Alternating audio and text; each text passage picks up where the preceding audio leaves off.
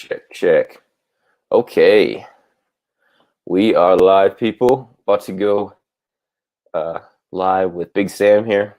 He'll be joining me shortly. It is just after noon on the Midwest side of things here in Central Time. I actually have been awake for about 10 minutes. These things happen.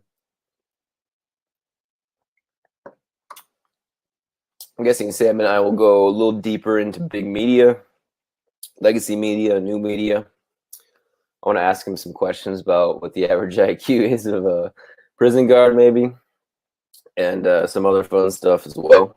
So I got my sugar-free Rockstar here.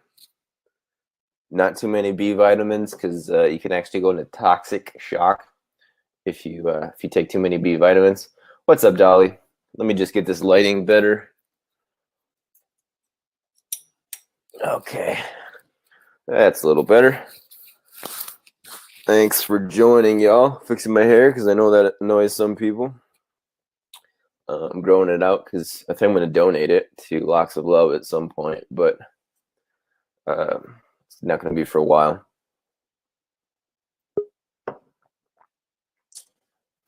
But without further ado, people, Big Sam is in the building. Oh, look at this. We're both wearing pink. Fucking pink. I love it. Cheeky get. Only real men wear pink. I had a shirt that said that. You know, is that right? Let me move this. Yes, sir. And how we doing? I'm doing well, man. I actually woke up pretty much right before I messaged you. But these things happen, you know, and I'm glad we got to chat again, Sam, so soon. It's always fun to chat with Big Sam across the pond here, live from the Midwest to Yorkshire, England. And Dolly, of course, is in the building. The ever-present Dolly. Pinky and Perky. Yeah, she's always tuned in. You don't know who Pinky and Perky is, do you, Mr. Addy Ads? No. What is she referencing? People of mine and possibly Dolly's age. You have to be careful with women's ages. You know what I mean? It was it was like a show with two cartoon pigs in it, Pinky and Perky. It'd probably get banned. It'd probably get banned now for some reason or other. Do you know what I mean? Oh yeah, it's one of those shows that are actually funny, huh? Well, you know, it was for kids of a certain age or whatever. You have to excuse my. I always end up sort of slouching in the corner, but yeah, we're not here for posture advice, are we? We're here for a bit of banter. For sure, yeah. And if you need to adjust anything, Sam, to get comfy, feel free to do so. Actually, listen, Jane, I'm laid back. Can you see me well? Yeah, I can see you. What I'm doing is I adjust my my window, and I actually made it so my webcam is. So I'm looking like right over into your eyes, kind of, because before I was kind of looking up. At the minute, it looks like I'm looking at you through a car windscreen in a storm. Oh, you know, it's like quite blurred. Okay. Okay, I see what you're saying. Yeah, it's a bit trippy. You're a little bit blurry, and I'm almost positive it's my connection, Sam. And I am getting. I don't know if you've been keeping up with my Twitter updates about my internet connection, but I am getting it upgraded. No, it's really slow. I'm getting it upgraded today. Actually, the tech guy should be arriving here shortly. So when he does, I think my brother's going to let him in. So by tonight, I'm hoping that my internet will be much faster because that's just going to make everything go a lot smoother. You know, talking to you. Okay, you're a little clearer now, so that's good. And uploading videos, of course, as well. But we were talking. Oh, and I found Sam. I thought I was going crazy because sometimes I will have dreams and then I'll think that they happen in real life. But I found the guy, Mr. Ads, that you Ads, the pseudonym that you used Oh yeah. in your book, and he was an Asian lad, I guess, and it was you only wrote about him for like maybe a couple paragraphs here, but you spelled him Did I A get on D with him? Z. Did I get Let me. on with him? It sounds like you did, yeah. Let me just pull it up here, but yeah, I also had some other slang too. We could talk about as well. But last time we left off, we were talking about the media and critical thinking as it pertains to the media as well. And I was asking, I was actually going to ask you if you know what the average IQ of a prison guard is. Do you think? Is that in America, worldwide, or England? Sure, all three. Let's go all three. What is the average IQ for a normal person? Do you know? 100. Is that just, somebody who's gone to high school, passed a few exams, that sort of thing? Because we need That's something good. to reference it to, don't we? Yeah, that's a good question. Shout out to my moderator Quadrex, who's in the Yo, building. Quadrex, Um, good lad. I think it's less so to do with your credentials, right? Because I think some people are obviously, gifted, Yeah. but then it's something you can improve too. So, there's probably, people out there who don't need to, if they didn't go to high school, they'd still get, 100 or Okay, so on give the us the IQ. average IQ. My guess? Oh, don't you know? I Well, thought you got some figures. oh no, it's 100. By definition, it's 100. But as far as the numbers, I couldn't tell you how many people that entails. But I don't know my IQ personally. But yeah, the average IQ is 100, and I believe it's something relative too, so it's always changing. Like there's this.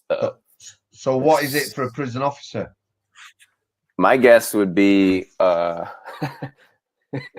86. Cheeky get. Right. Do you know what a get is? Right. No, what Let me is tell that, you. Sam? Let me tell you now. I would take somebody with a low IQ and fantastic interpersonal skills over someone with good qualifications any day. Any day at all, mate. Going to the people I work with, yeah, the prison service has over the years changed its requirements. Yeah, it's had a similar process, but it's changed its requirements. And having been part of that process, like I've told you, where I worked, did a couple of weeks at the assessment centre, which is all you need to get a look of how the prison service works. At any one time, they could employ or choose not to employ anyone they wanted. Yeah.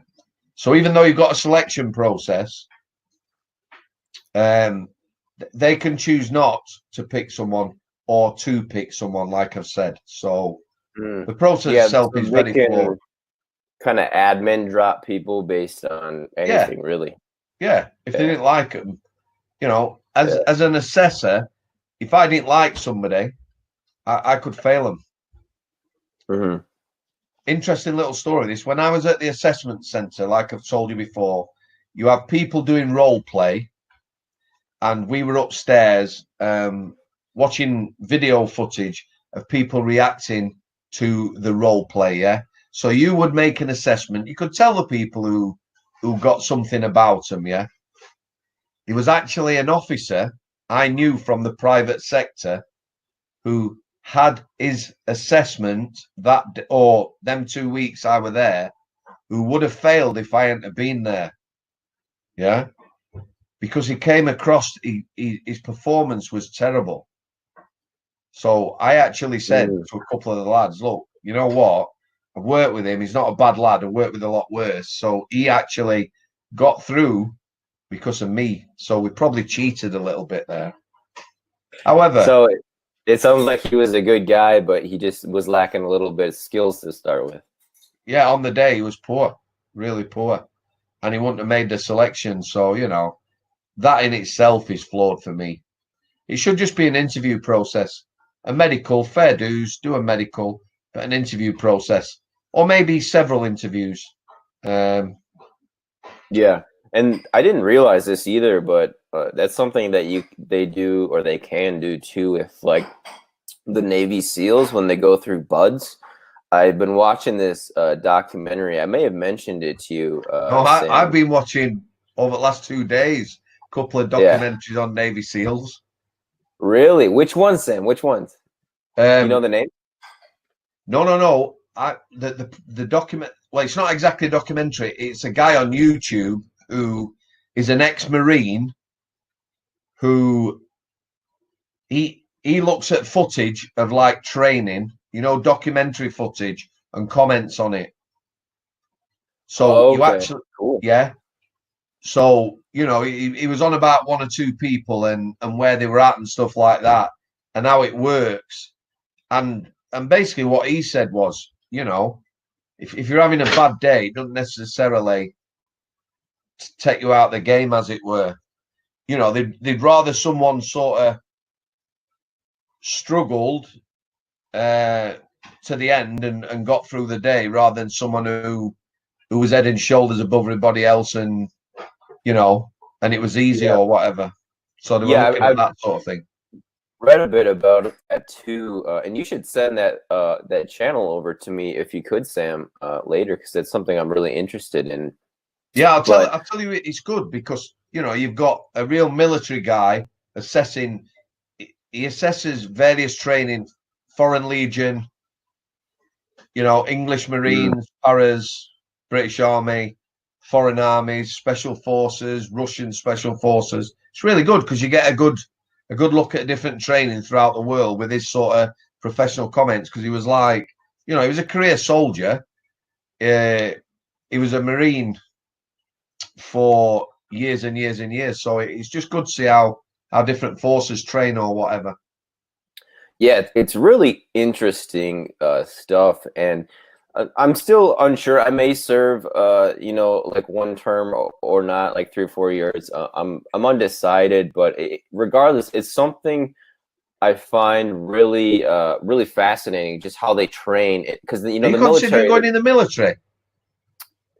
I might do reserves or something at some point. I'm not really sure if it's something I would commit to. I mean, it's definitely not something I would choose as a career, but you can do the reserves quite easily as a second job on the weekends here in the States. I don't know how it works in England, if you can do that or not, but yeah. And As then a Dolly just reservist? mentioned, yeah. Like my dad did that for the Air Force, Yeah. and I'm guessing my uncle might do that after he's done it with active duty. He's in the Army, but then I got a couple of people, like my cousin. He's in the Army too, so I got a couple of people who are in the armed forces in my family. But yeah, Dolly just mentioned actually Chris Thrall, who I did an interview with, former Royal Marine.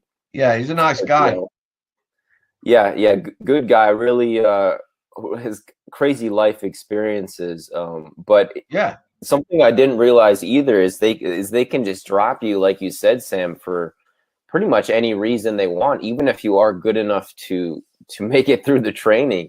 And Yeah. like you said too, they would take a guy who's not as talented but has that kind of work ethic over someone who's very, very talented but maybe isn't as hard a Poor worker. attitude or a poor attitude. Yeah, and Tim Kennedy said this too. He said you actually want to be the gray man. Like you don't want to be the guy who's the best at everything, because No. they do their job like to kind of smash that individuality out of you, Yeah. and put team first, right? But this documentary that I'm referring to is called Buds 234, and I can send it to you, Sam. It's Yeah, really definitely. phenomenal. It's about BUDS class, which stands for Basic Underwater Demolition SEAL Training, which is what the Navy SEALs go through.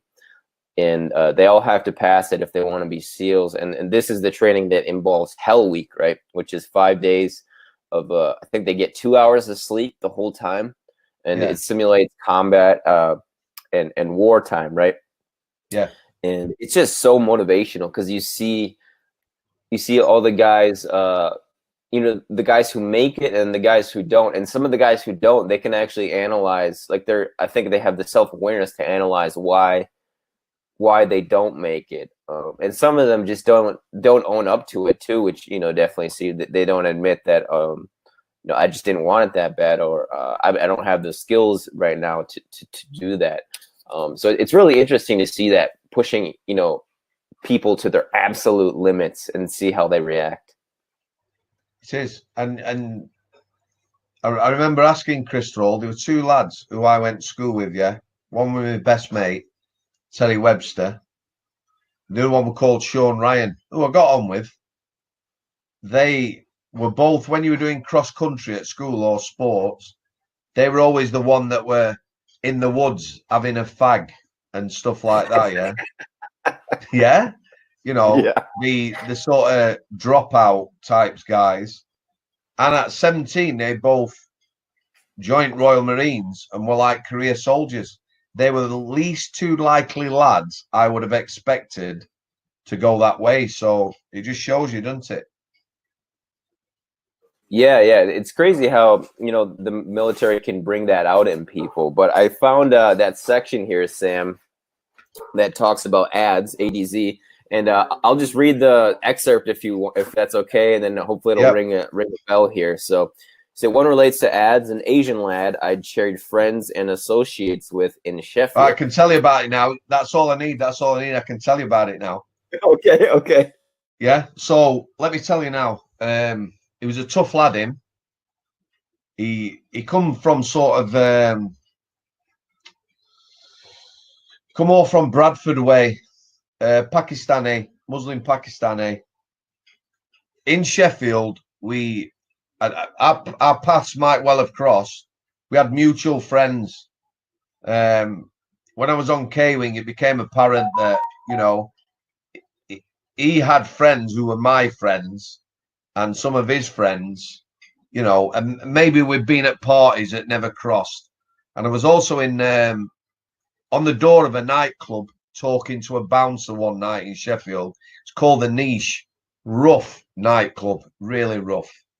Sort of badass music, loads of fighting and that, and trouble. But everyone loved it. Everyone used to head there. And I was on the door one night, and there was a bit of a kick-off with these Pakistani lads, and they all come back with shooters. Like, I don't know, maybe 20 lads with pistols and that, which is unusual for our country. Yeah, right. You never In the normally US, see it's guns, like whatever. see guns on the street, but me and him were pretty much, we got on well. He did a big sentence. He got about 10 years. And he came back to Strange Ways just before I left. And I remember, like I've said to you, if I was doing overtime, this time he was on B Wing and I was on B Wing, yeah. And the staff weren't very friendly. You'd go on to make the numbers up, and they'd try and give you all the jobs that nobody wanted to do and that. Yeah. They were dead lazy. If they were making a brew or something like that, they'd make one for themselves, but they wouldn't make one for you and that sort of thing. So, I just go and find somebody like him. His name was Ali, I can say now. His name was Ali. We got on really well. He was one of the lads who was telling me about, some of the issues with dispersal prisons, long-term prisons and stuff like that. But like I say, he was coming up for release, and he said, his family had backed him. He was married. So this was his last chance. When he got out, he got to move away from sort of the old scene and friends or stuff like that, because if he got done again, he was looking at a big sentence, and his family had already said they would wipe him out or whatever. But you mentioned that in the book too. Yeah, he actually got pulled. The last chat we had on B Wing, he got pulled by some lads. They came up talking in, I don't know what they were talking in. Not English, yeah. So they come up like, so he just says, hang on a minute, Mr. Samworth. So he walked off and chatted to these lads. And I sort of got the gist of the conversation. And I says, are they having a go at you because you're chatting to me? He says, yeah. He says, you know, shouldn't be chatting to screws and stuff like that. I said, and what did you say? He says, I told them where to go. He says, you know, I'm my old man. I'll talk to who I want to speak to. So he actually told them that he'd rather talk to me than them. So there you go. But yeah, you know, I've met people like that in prison who you could have crossed paths. You know, I could have ended up like him quite easily. You know, if I'd have made the wrong choices or things like that. So yeah, and I Yeah, never knew that we use that alias though, Mr. yeah, Addy Ads. yeah, yeah. It's crazy that you did that ADZ because I've actually spelled my nickname like that before. But typically I do the double D, Yeah, which definitely. which is interesting. But what happened with that night at the club? Do you remember when they came back with the guns? Yeah, I think somebody got shot. There was a girl actually, bouncer. I worked with a few, and I think that night she had bought a. They used to wear stab vests at that nightclub. A lot of bouncers in Sheffield started wearing stab vests, but at that club they all used to have vests. They buy their own vests, and one of my friends had sold her a good quality military bulletproof vest stroke stab vest, yeah. And that was the first night she'd wore it. And somebody shot her, you know. So I think I can't, I might be exaggerating. I'm sure she ended up in hospital with like a couple of broken ribs or something. However, she was alive.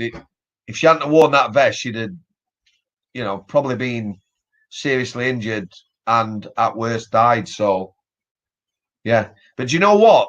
In Sheffield, back then, shootings and that did not get a lot of publicity. It's not like America where there's lots of shootings. So if there was a shooting, it would have been big news, but they tended to keep it very low key. So I don't know whether that ever got out that, but yeah, there you go. Is So that just because they don't want people to freak out or bad for business type of thing? maybe bad for business, maybe both, mate. I don't know. You know, because it's not a good thing, is it? It's like sensationalism type thing, and we've already discussed that. So yeah, Yeah. so that's where we're at. So free free thinkers. Yeah, Yeah, we left off on that last time.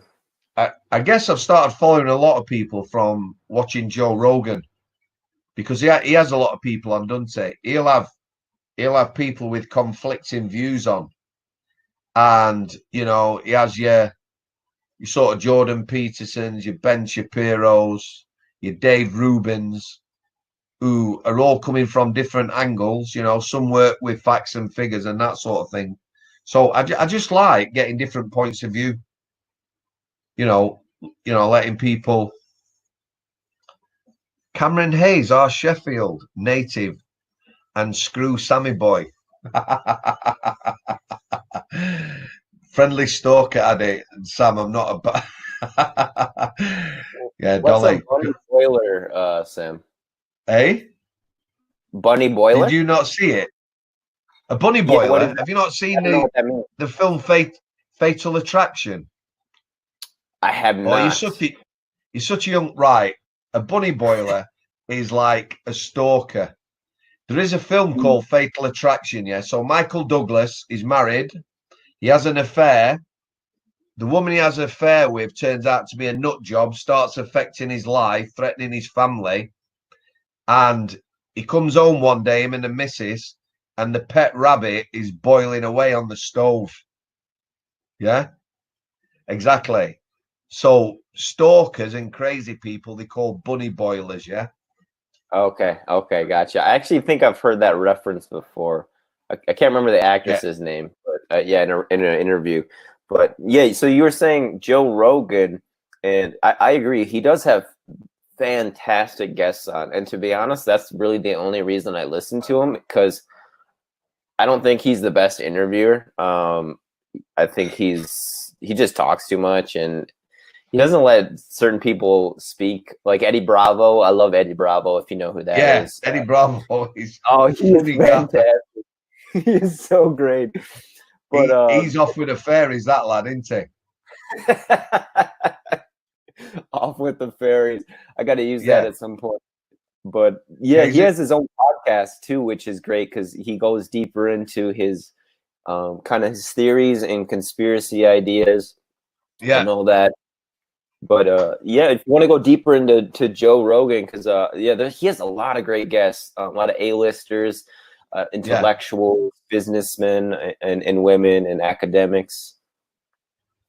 Have you seen Joey Diaz on it?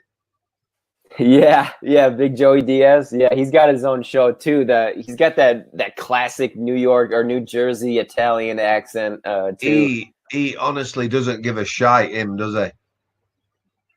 Hey, he don't care. He just says it how it is. He doesn't think.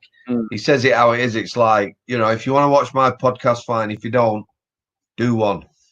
But this is how I am. And I think that's why he's so attractive to people, and they like to listen to him.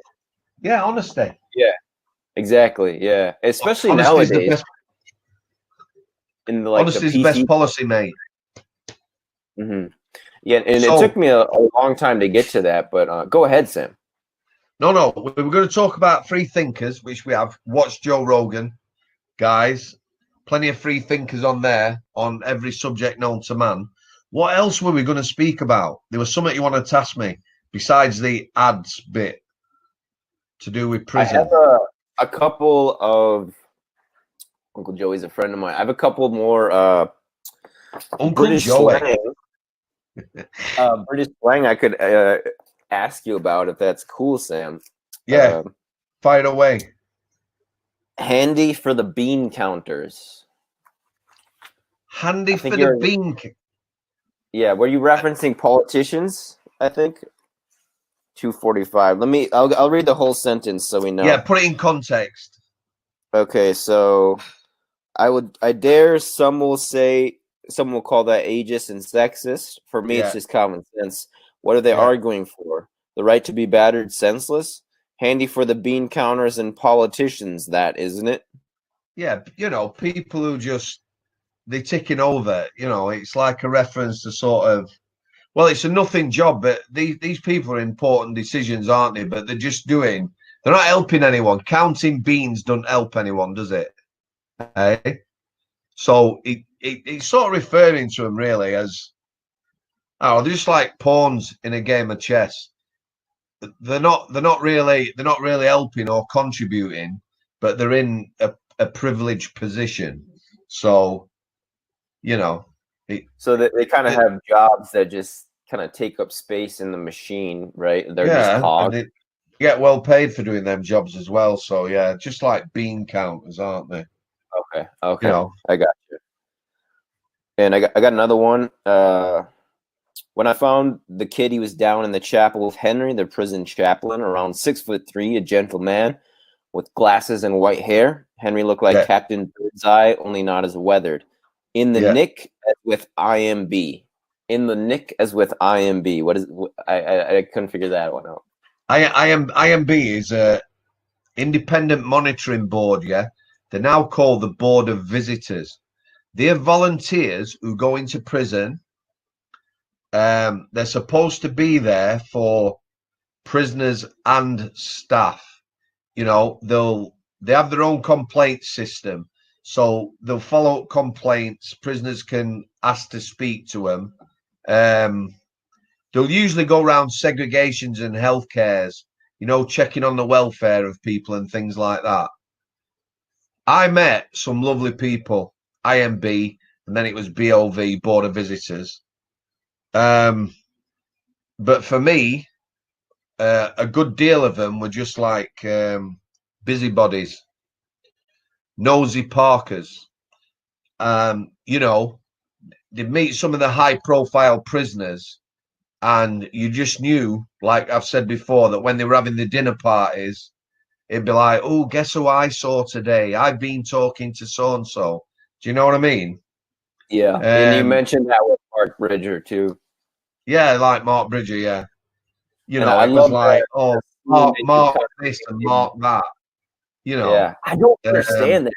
I really don't. And like how the nurses too, or at least one or two nurses were kind of just attending to him, you know, in a certain way. But I love how most, you painted one scene. If you just and I'll let you go, Sam. When you kind of just lost your cool and you just scared the living shit out of him, and you're oh like, yeah, with a razor blade. yeah, and you just told him not to fuck around anymore, and he just kind of Yeah, shat his yeah, pants a little yeah, bit there. yeah. It was quite funny because my manager, who was lovely, who didn't take no shit, you know what I mean? She was a proper nurse, a caring nurse, but didn't take no shit. And she come in, the moment she spoke, she knew she'd dropped a bollock because she went, you know, Mr. Samworth. When she says that, it's when she's being serious. If she'd have come in and said, Sam, have you got a minute? She come in, Mr. Samworth, would you go and have a word with Mark Bridger? So she gave me the paper. She didn't say anything. I looked in it. I looked at the razor straight away because it was wrapped in tissue with no blade. Fucking hell, I was steaming, man. Do you know what I mean? How dare he sort of take the piss? And she knew when she give it me, she hadn't, don't get me wrong, she hadn't dropped her bollocks, but she knew I won't be having a quiet chat, you know, um, which I didn't. I basically like booted the door open. I just had enough of him, like trying to play people and pathetic, his patheticness.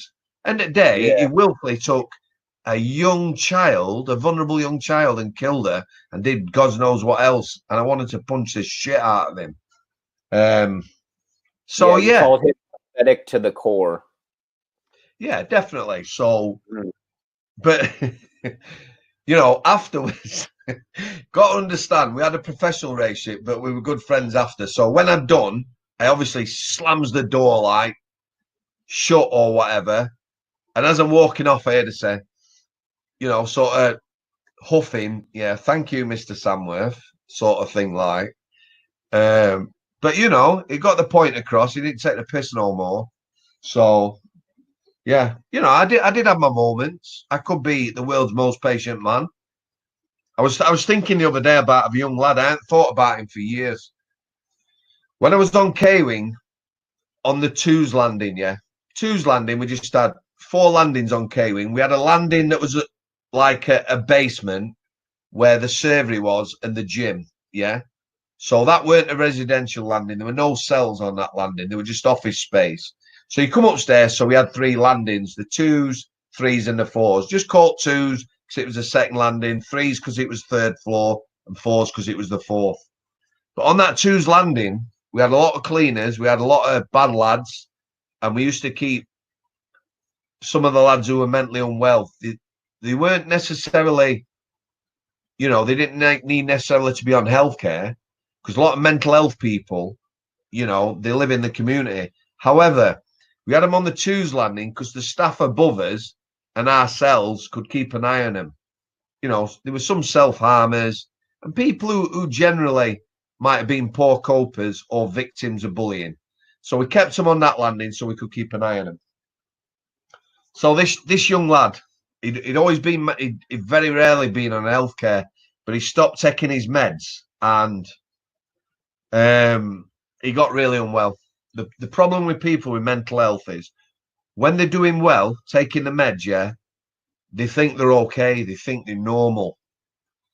Quite often they'll stop taking the meds. And if you can't persuade them to carry on taking their meds, they can become quite unwell quite quickly. So he'd been on healthcare a couple of weeks, refusing his meds. He got to the point where we got in an emergency section. So this particular day, he was going to hospital in the afternoon, yeah. However, for a couple of 3 days, he had been, well, there's various ways of saying it, but shall we say he had been spreading excrement on himself and his cell walls, yeah. It wasn't willful. He was unwell. So this particular day I spent, I don't know, best part of 6-7 hours talking to him through the hatch. Told you on the healthcare, we used to have a hatch we could drop. So when they were really unwell, we could still pass things to them, like the meals, without necessarily opening the door and putting staff and themselves at risk. So he was pretty much naked, covered in shite. I gave him a sandwich at dinner, and he took his sandwich apart, filled it with excrement, and then proceeded to eat it. Yeah, not pleasant. Anyway, you know, like I said, a couple of hours in, you know, when you stood there, the smell's horrendous. But after a while, it goes. You can't smell it. People coming onto the unit will smell it, but I couldn't smell it. Anyway, I managed to persuade him to have a wash in his sink. You know, he got pretty much no clothes on. He took all his clothes off, got him to have a wash, get most of the muck off himself, and put some clean clothes on in time for the staff to take him to hospital. Because obviously he's going to be cuffed to someone and he's going to be in a prison van in order to go to hospital. So I stood there for probably 7 hours watching him eat shit, cover himself in shit, and God knows what else, yeah. But the point I'm getting to and why I remember it so well, you know, that I had no problem with that. One of my friends come halfway through the morning and said, "Do you want me to talk to him?" And I said, "No, you know, I'm fine. You know, I wasn't being an angel or whatever, but, you know, I was getting on well with him. He was going to hospital that day." The member of staff who were taking him to hospital come on the unit. So I'm stood with one of my managers. She's a mental health nurse, so obviously she's quite upset because he's in a state, you know, there's no part of eating your own shit that is normal. Yeah.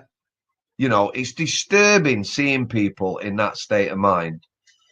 So I'm stood with my manager. She's trying to get him to take some diazepam, liquid form, which is just it had just made him drowsy. It had made him calmer because obviously I'm telling him he's going to hospital, so he's getting a bit panicky.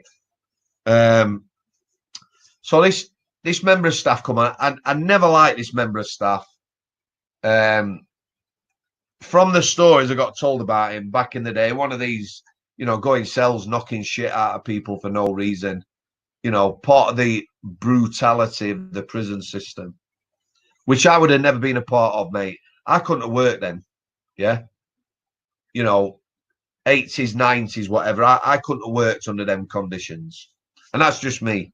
So, but he came on and he said to my manager something super derogatory like, you know, we shouldn't have to take these fucking retards to hospital. Something like that. You know, he stinks. He's disgusting.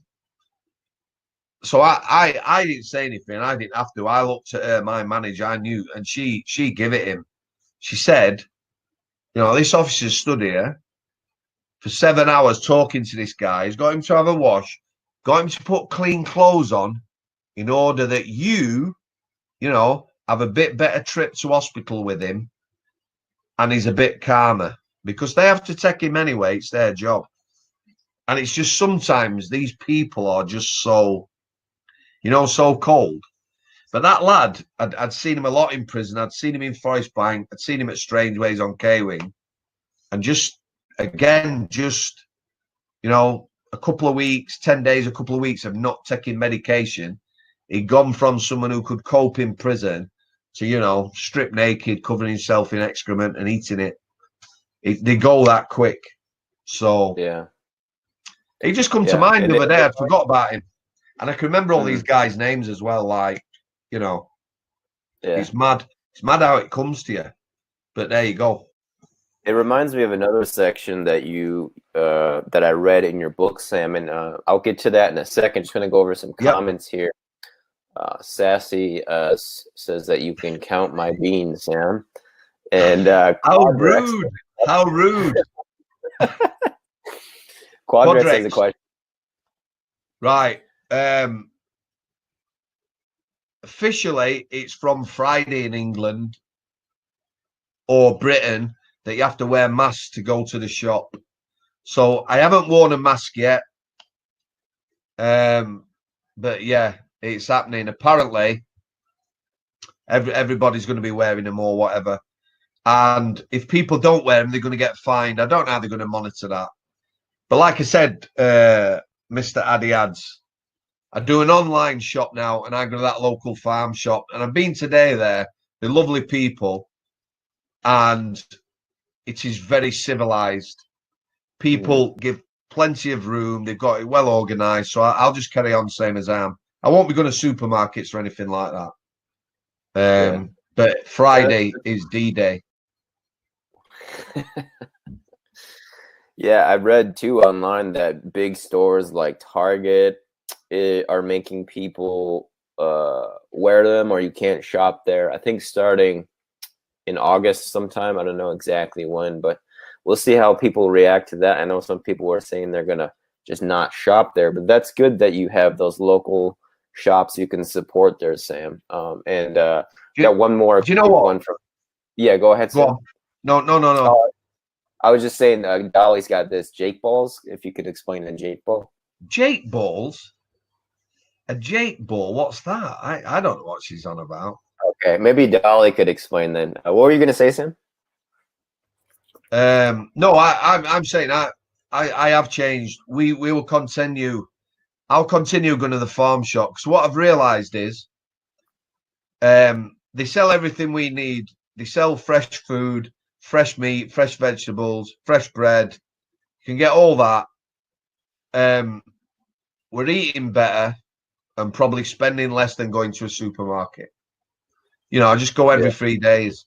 I will carry on giving them my business. They're nice people, and you can tell the difference in the taste of food. So oh yeah, and that's something too. I wish it was easier to find, particularly in bigger cities here in the States. You got to kind of look harder than if you were in the country, say. And it reminds me of being in Sicily or being Italy. It's so easy to find a local butcher shop, you know, or a local farmers market in Sicily. I found it, and you know, it's all local stuff, and I think it's really great to support people like that, especially nowadays with this pandemic and everything. Well, you know, in our country, it's same here, mate. We're lucky we've got that, and I've got a local butcher's. But when I lived in Manchester, very difficult to find a butcher's or like a greengrocer's, you know, away from supermarkets. They've all gone. They can't compete. So, yeah. Sad state of affairs.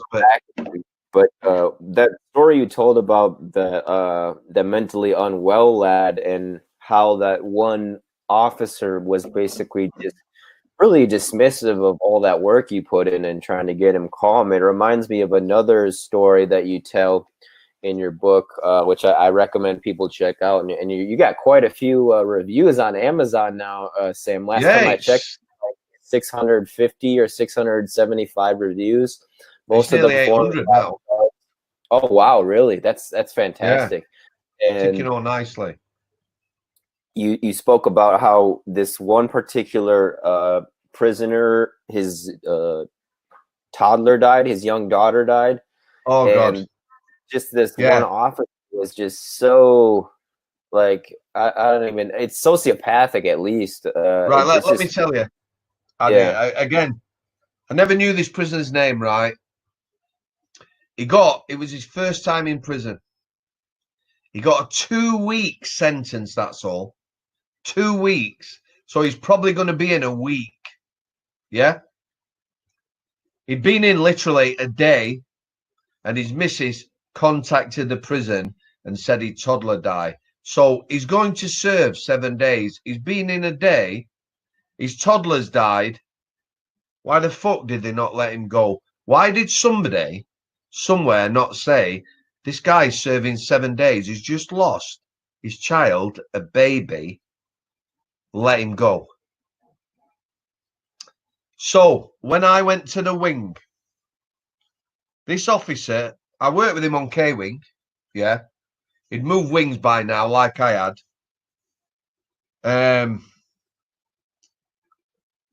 I've got a lot of disdain for him. I'll try and be cool and professional about it. He talked to people like absolute shit. Yeah. He talked to staff like shit. and prisoners even worse. He was the sort of officer. I remember one lad coming up to me. He was an hard bastard. He was always, you know, a model prisoner. One of them that you definitely won't want to fight. You know, he was an hard bastard. He was well known on out, but he was a model prisoner. Always polite to all staff and that. And he come up to me one day, and he was absolutely. And I'd seen what had happened. He'd gone up and asked him, this officer, for something, like an application, yeah. And we used to do applications. You had to have them in for 9 o'clock.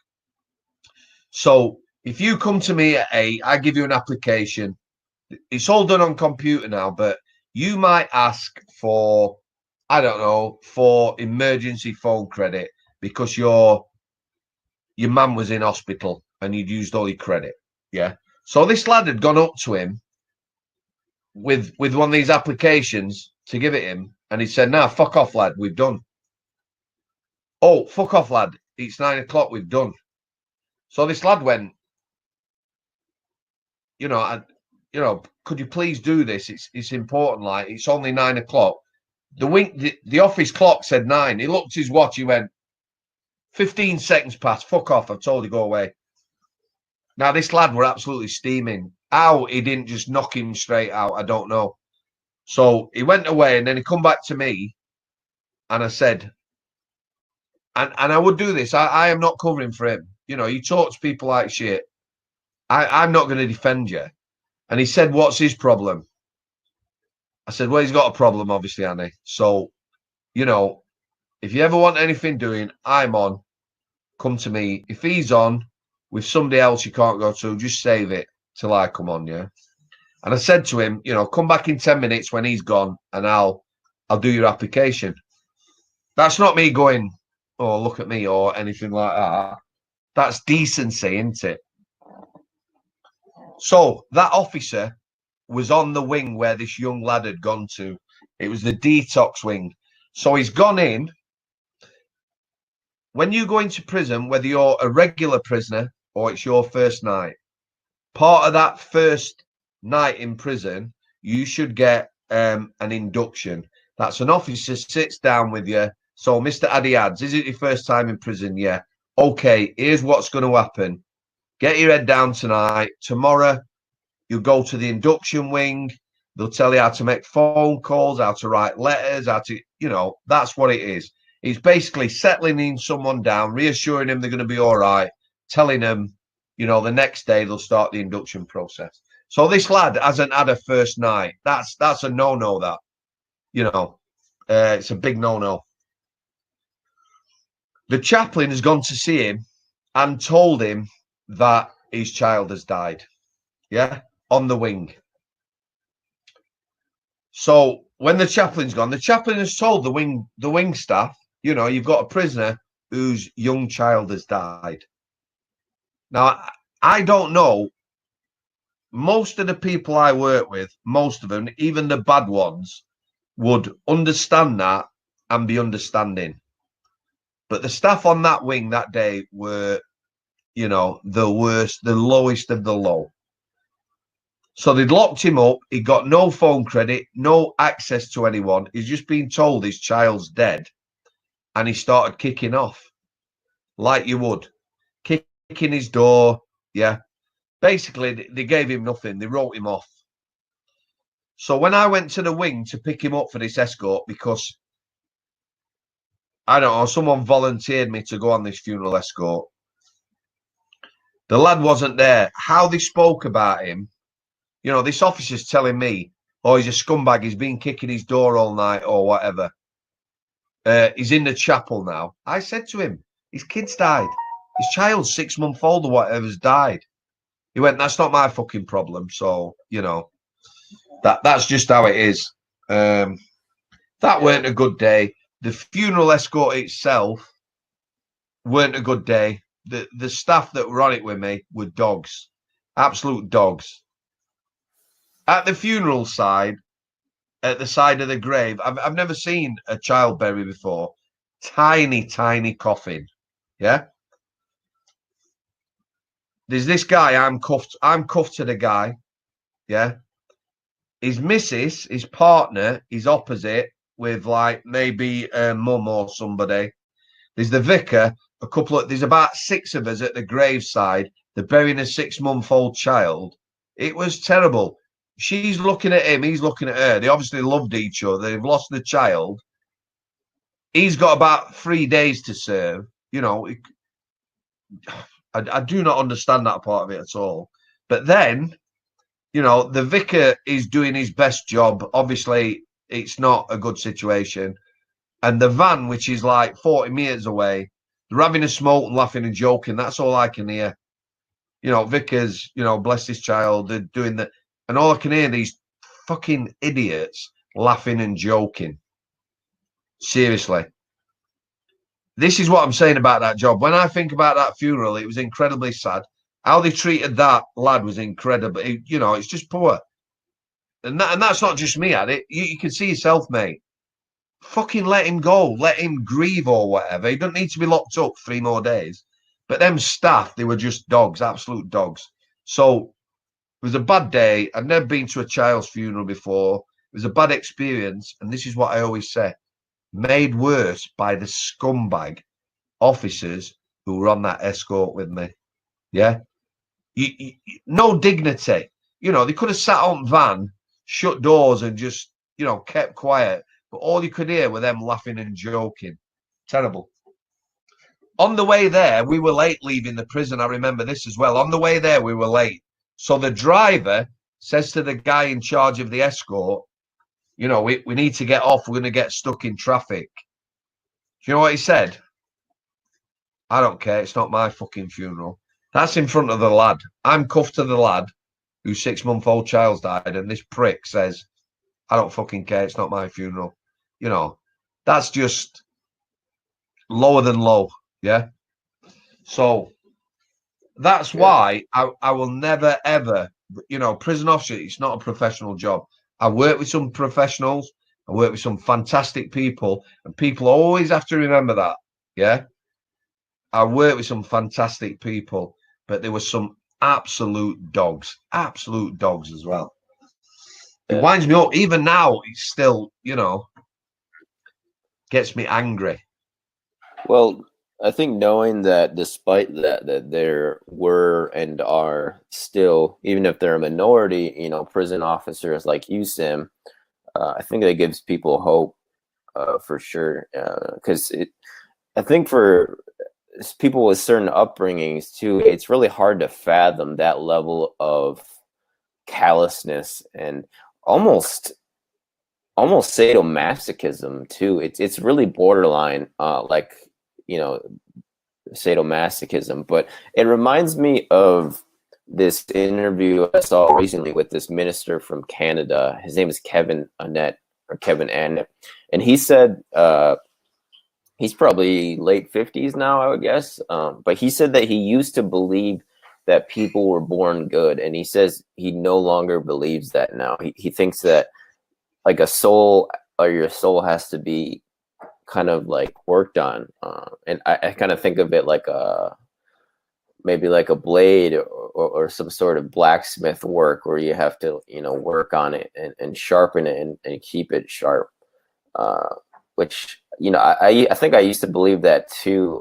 that people were born good, but like I also used to believe in karma too, and I no longer believe in karma just because of stuff I've read about with history and stuff. But we are getting to the top of the hour here, Sam, and I just wanted to ask if you had any closing thoughts before we sign off. Maybe something a little uplifting, because we have been. Yeah, let's basically. What day are we on, Addy? Wednesday. When do you want to chat again, mate? I'm good whenever you are, Sam. If you want to go Friday or this weekend. Yeah, we'll do the weekend, mate. Listen, there is still good people in the prison service. I've said this before, yeah. You put bad people in, or good people in bad places to become bad. But there's no excuse. Look at the 2 guys I've just talked about. you know, the guy who had got no time for anyone and the guy at the funeral. There's people who thought they were good officers, not me. That's why I was always banging my heads with establishment. And that's why I will never, you know, it is a tough job, but there's no excuse for people like that. However, I think of some of the people who were the most unlikely prison officers. You know, some of the lasses I worked with who were fantastic. People who were never suited to that job. They didn't have interpersonal skills. They had no presence, but they still used to do the job to their, you know, best of their ability or whatever. So, as it is now, prison officers, they need to be on the same team. You know, instead of all these little reform groups wanting their own bite of the cherry and we want to make this better, and they need to be on the same team. You need enough staff to get the prisoners out, start building them relationships. So, you know, I am hopeful. We can talk next time. I've got some fantastic contacts now. I'm going to be doing what I really want to do, which is educating kids. And if we can, we'll talk about a little bit about the podcast I'm going to be starting, Addy. Yeah, definitely, Sam. Which we and also I spoke to a really, really young man. He's only 23 who wants to tell his story on my podcast. Yeah. You know, he had some mental health problems around 17, 18. He tried to take his own life and that. And in 5 years, he's sort of turned himself around. But are you ready for this? He stalked us, mate. He's watched end to end every single episode we've ever done. He says, I sat down the other day. I didn't know about the Addy ads. He says, I've watched them all. Wow, that's awesome. That feels so good to know that somebody's tuned in like that. And shout out to Dolly Rex too. His name's Cameron. Dolly. Yeah, Cameron. Yeah, Cameron. He's only a young lad, 23. You know, he's sort of he's planning ahead for his future. He's got ambition. He's a good lad. You know, and they're the sort of people that I want to be interviewing. You know, people who and 5 years to going from suicidal to sort of, you know, really good. So yeah, all good stuff, mate. Yeah. To end on for sure. Thanks, Sam. Shout out again to Cameron for tuning in, and everybody else for tuning into this episode of Across the Pond with Ads and Big Sam Samworth from Yorkshire, England. And we'll be broadcasting again sometime this weekend. Stay frosty, folks, and until next time. Check it.